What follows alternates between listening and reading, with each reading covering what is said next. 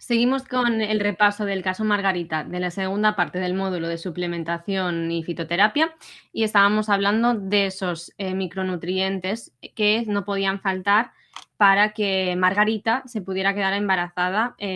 a partir de los 35, que es cuando empezaba a desear un embarazo. Entonces estábamos hablando de los omega 3 y la importancia también de suplementar con DHA para favorecer precisamente ese entorno más favorable y menos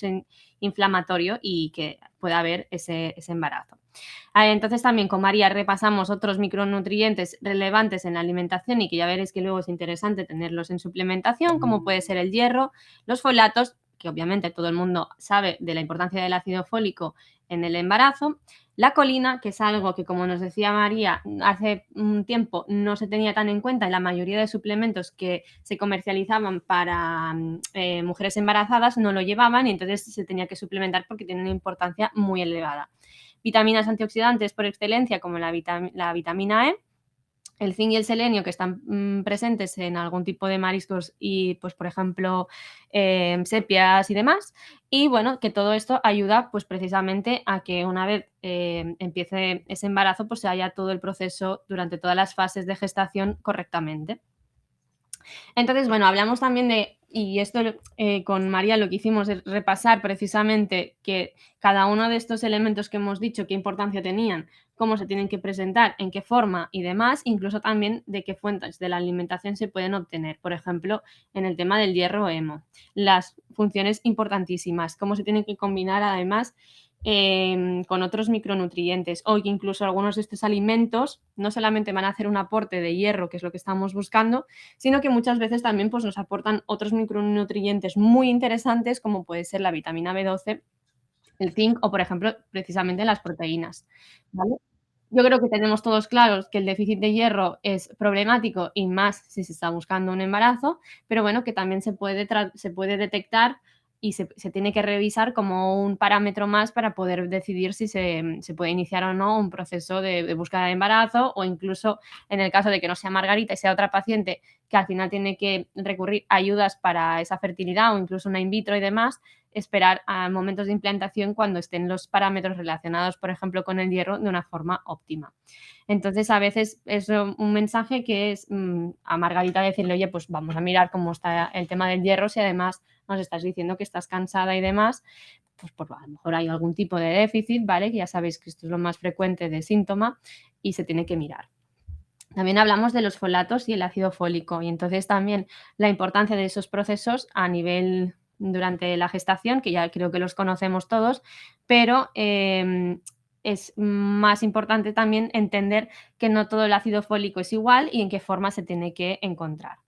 También hablamos del yodo, hablamos de esa importancia también para la función tiroidea, se habló de la colina, como os decíamos antes, que está presente, por ejemplo, en los huevos como principal fuente de alimentación, que también tiene un súper papel relevante en todo lo que es el desarrollo del tubo neural, no solamente el ácido fólico. Intentar disminuir la alimentación proinflamatoria, por mucho que Margarita sea pastelera o cocine habitualmente cosas que pueden ser alimentos proinflamatorios, pues intentar disminuir su consumo, ¿vale? Entonces aquí incluso María nos dejaba más información sobre la importancia de la disminución de la inflamación para promover un entorno favorable para un embarazo. Entonces también hablamos en este módulo de la importancia de revisar la insulina y el tema del azúcar libre, por lo tanto también aquí hay en casos de que hubiera una resistencia a la insulina, como en este caso de SOP o que hay un poco de sobrepeso y obesidad, ese efecto negativo que tiene precisamente en este proceso, ¿de acuerdo? Entonces, al final, eso es algo a tener en cuenta y que muchas veces también las mujeres que tienen problemas para quedarse embarazadas, al disminuir un poco de peso, no por déficit calórico, sino por disminución en sí de, por ejemplo, del tejido adiposo, pues que encuentran muchísimas más facilidades para poder quedarse embarazadas aún sin recurrir a otras ayudas. Y también, pues nos comentó María, incluso los casos que se han visto, pues en seguimiento de pacientes con temas de GLP-1 y demás, que veían que al estar con ese tratamiento, pues también sin querer a veces podían tener un embarazo, precisamente por eso, que al disminuir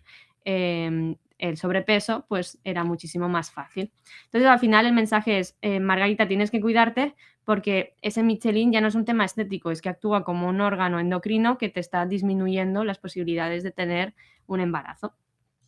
También hablamos de la importancia de que Margarita cuidara su microbiota vaginal y llegamos al punto hasta de intentar encontrar cuáles eran las cepas más importantes. Si Margarita ha tenido tendencia en juventud de tener muchas candidiasis, pues que al final el mejor lactobacillus para su flora es el Lactobacillus crispatus. También vimos que incluso podía serle interesante usar también Lactobacillus rhamnosus, porque también ayudan precisamente a una mejor función inmunológica también en la zona. Entonces, al final, cuanto más toda la flora de alrededor esté más estable y más sana posible, pues también ayuda. Directamente, pues no sabemos si va a tener un efecto automático, pero sobre todo es evitar un desequilibrio para los efectos negativos, ¿vale? Entonces, bueno, pues yo creo que a Margarita le hemos podido dar muchísimos consejos, tanto a nivel de alimentación como de suplementación, como incluso temas de la microbiota, como veíamos, ¿no? Entonces, pues esto sobre todo, ya que a Margarita, lo que decíamos antes, había tenido, ya hemos visto en otros módulos, un historial de infecciones vaginales recurrentes, sobre todo en temas de candidiasis y uso de antifúngicos de manera repetida, pues esto era importante también tenerlo en cuenta. Y luego también comentamos la importancia de que no solo para Margarita, sino para todas las pacientes, tener en cuenta el concepto de estroboloma, que a lo mejor algunos de vosotros no lo habéis escuchado antes, pero que es este exceso de estrógeno que se puede encontrar en nuestro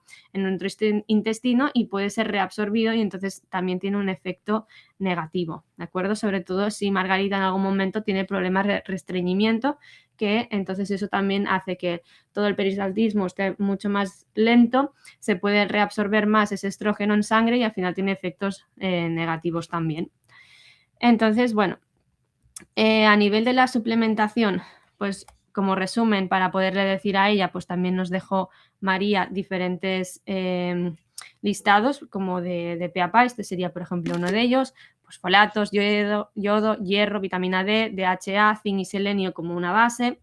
Y también nos dejó, por favor, que entendiéramos que el ácido fólico tiene que estar en una forma en particular, ¿no? Y entonces hablamos de que muchas veces no es la más adecuada. Entonces, para mí lo más importante es que os acordéis de estos 4, que es que al final, a nivel de ácido fólico para embarazo, tenemos que buscar que estos 4 nombres en la composición del suplemento que sea, para asegurarnos que sea en su forma activa, ya que hay muchas mujeres que pueden no tener la enzima que de la forma inactiva pase a la activa. Lo mismo con el coenzima Q10, que si tenemos que escoger entre ubiquinona y ubiquinol, escojamos la forma que no se tiene que convertir luego en el organismo y ya es útil directamente, ¿de acuerdo? En la acetilcisteína pues no importa tanto, y en el inositol simplemente recordar que si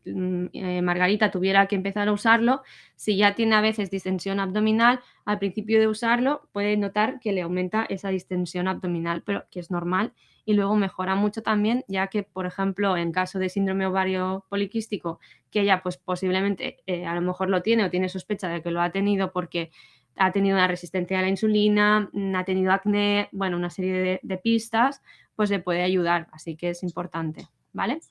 Y bueno, al final, como resumen, el suplemento perfecto para Margarita podía llevar lo que veis en pantalla. Lo importante es saberle explicar a Margarita por qué tiene que llevar todo esto y sobre todo por qué no unas formas o las otras, ¿no?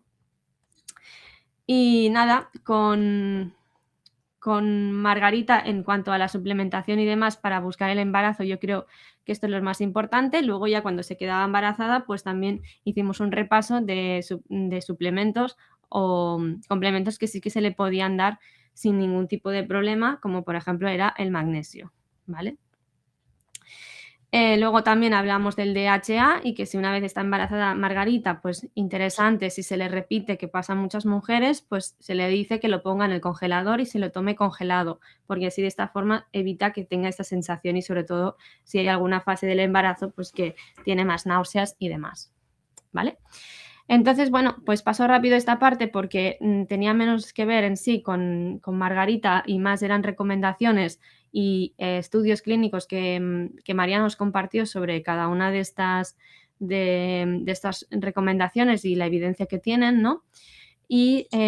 sobre todo pues también para que Margarita no cometa errores en suplementación, pues bueno, evitar excesos de vitamina A, yo creo que todos lo tenemos claro, que es mejor no usar retinol, por ejemplo, en embarazadas, tampoco megadosis de cosas que no sean necesarias y al final pues un poco el mensaje es hay que individualizar no solo a Margarita, sino a cualquier paciente que tengamos en la farmacia, ¿de acuerdo? El tema de los folatos que lo hemos comentado, la B12 en el embarazo también muy importante, ¿vale? Para que no nos olvidemos. Y también se comentó relacionado con el hierro y la B12 la importancia de los niveles de homocisteína, ¿vale? A nivel del Q10 también para pensando en Margarita más de 35, aunque aquí hablamos de más de 37, pues muchísimo mejor ubiquinol, porque así de esta manera pues no tenemos que convertirla en la forma activa, ¿vale? Porque la otra, la ubiquinona, es mucho más económica, pero no es tan efectiva, ¿sí? Bueno, lo del inositol que ya lo hemos comentado, la importancia del hierro también, la importancia del yodo. Creo que todos estos han ido saliendo, es importante para tenerlos en cuenta para Margarita y para todos los pacientes. Y bueno, al final de todo, me quería centrar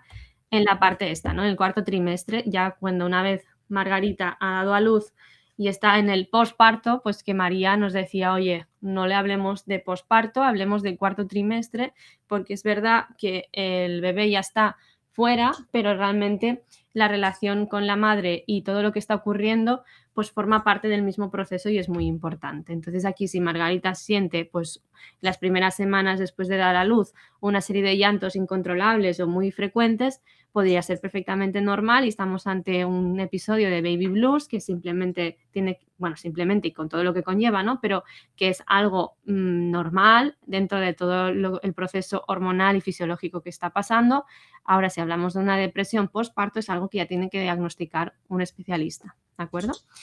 Y bueno, a nivel de objetivos nutricionales postparto que le podemos recomendar a Margarita, sobre todo es pues que piense en seguir consumiendo DHA, hierro, magnesio, vitaminas B, colina y vitamina D y sobre todo también el aporte calórico y de hidratación importantísimo para la leche materna, ¿de acuerdo? Entonces eso puede hacer que también tenga más sed y más hambre como es normal. También se le pueden dar recomendaciones específicas de diferentes estructuras de plato para nutrirse, ya sea en la búsqueda gestacional, también durante el embarazo y luego también en la lactancia. Yo creo que esto es muy interesante porque así de esta forma Margarita tiene claro qué es lo que puede comer y lo que no y cómo distribuirse el plato, que a veces cuesta un poco más si no aterrizamos estas recomendaciones en algo concreto. ¿De acuerdo? Y nada, también se hizo un repaso con María de la seguridad alimentaria en embarazo, porque es algo que preocupa mucho. Entonces, pues a lo mejor también, si además Margarita está formada en temas de seguridad alimentaria, porque por su profesión lo ha tenido que hacer, pues seguramente está más familiarizada precisamente con este tipo de patógenos, ya sean de tipo microbiano o de tipo parasitólogo. Entonces,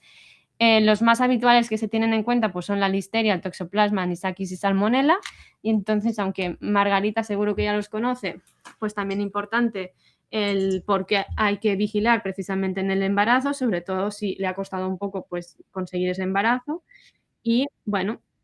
al final de todo, yo creo que el mensaje el más importante es que Margarita, cuidar su fertilidad es algo que es un viaje y empieza desde antes del embarazo, durante el embarazo y después en este cuarto trimestre para poder asegurar todos los requerimientos nutricionales en cada una de las etapas. Así que nada, espero que os haya sido útil no solo el módulo, también el resumen y el abordar el caso Margarita de esta forma. Nos vemos en próximas formaciones.